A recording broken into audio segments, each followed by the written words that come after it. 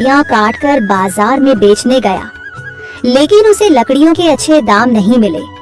इस पर मरचू ने कहा, अरे भैया, इतने कम पैसे, इन पैसों में तो 2 वक्त का खाना भी नहीं मिलेगा। आप मुझे बहुत ही कम पैसे देते हैं। मैं इतनी मेहनत से लकड़ियां काट कर आता हूँ, लेकिन उनके पैसे मुझे बहुत कम मिलते हैं। भैया, तुम्हारी लकड़ियां होती ही इतनी कमजोर हैं कि मैं इससे ज्यादा पैसे नहीं दे सकता। तुम्हारी लकड़ियों के बस इतने ही पैसे बनते हैं। अरे भैया, कुछ ज्यादा कर दो ना। वो क्या है ना कि इन पैसों का तो कुछ भी नहीं आता। मैं अपनी जिंदगी कैसे गुजारूंगा। भैया, तुम जाकर अच्छी लकड़ियां लाओ, तभी इन लकड़ियों का अच्छा दाम मिल पाएगा, वरना इन लकड़ियों का तो यही दाम है। ये सुनकर मरचू बहुत ज्यादा परेशान हो गया और पैसे लेकर किराने की दुकान से सामान खरीदकर घर आ गया।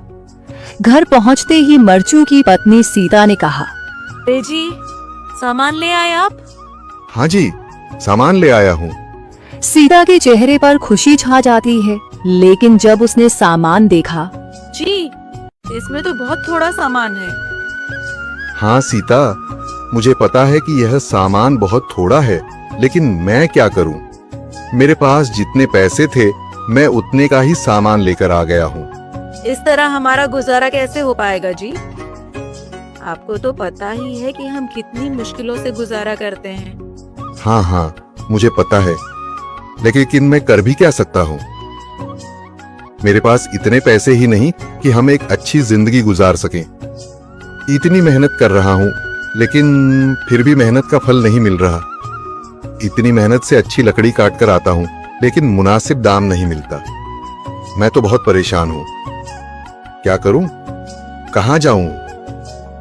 अरे जी, आप परेशान न हो, आप कोई और काम देख लें।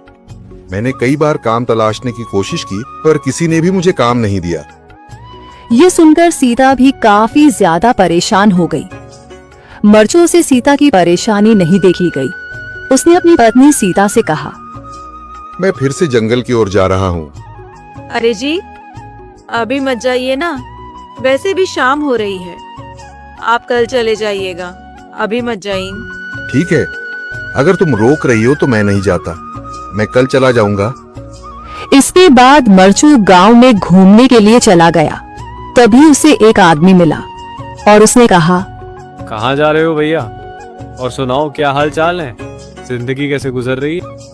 अरे भैया, तुम्हें तो पता है कि लकड़ियां काटकर कैसे गुजारा होता है। हाँ भैया, तुम सही कह रहे हो। और आसपास के जंगलों में अच्छी लकड़ियां भी नहीं है। इसके लिए तो जंगल के अंदर जाना पड़ेगा। पर जंगल के अंदर तो काफी सारे जंगली जानवर होंगे। मुझे बहुत डर लगता है भैया, मैं जंगल में कैसे जाऊंगा? हाँ भैया, जंगली जानवर तो होंगे, लेकिन अच्छी लकड़ियां तो वहीं से ही मिलेंगी। ये सुनकर मरचू बहुत ज्यादा परेशान हो गया, लेकिन वह आदमी बिल्कुल ठीक कह रहा था। जंगल के किनारे की सारी लकड़ियां कट चुकी थीं। अब सिर्फ जंगल के अंदर ही अच्छी लकड़ियां बची थीं। अगली सुबह मरचू लकड़ियां काटने जंगल की ओर चल पड़ा। जंगल में आने के बाद मरचू ने कहा, अरे, यहाँ पर तो लकड़ियां ही नहीं हैं।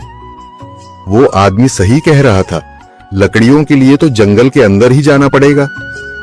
और जंगल के अंदर जाना क्या सही रहेगा?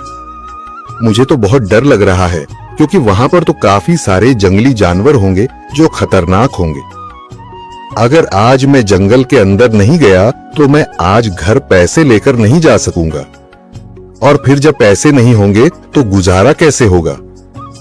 मरचू जंगल के बाहर खड़ा सोचता ही रहा और फिर उसने सोचा, अरे, यहाँ पर भी कोई मजबूत पेड़ दिखाई नहीं दे रहा जिससे मैं लकड़ियां काटकर घर ले जा सकूं। लगता है और अंदर